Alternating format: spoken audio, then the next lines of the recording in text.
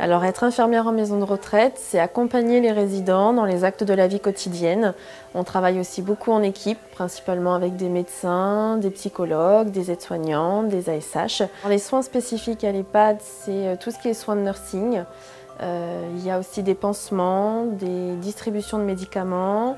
Il y a vraiment plusieurs choses en fait qui sont plaisantes dans ce métier. Là, moi, pour le côté maison de retraite, c'est vraiment pouvoir accompagner les résidents un peu dans leur dernière étape, on va dire. On n'arrive pas à avoir autant de moments comme on le voudrait avec eux, mais le peu qu'on a, c'est vraiment chouette.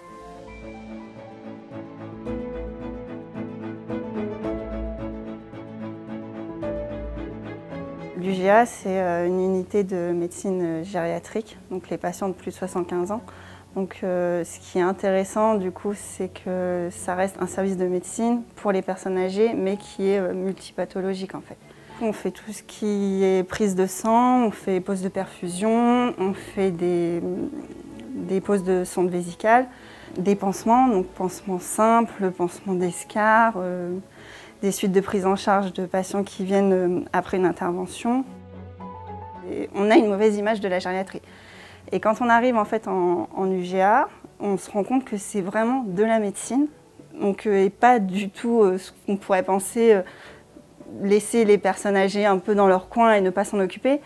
C'est de la médecine, on fait beaucoup de choses, beaucoup de soins. J'ai appris tellement de choses et ça a été très formateur pour moi.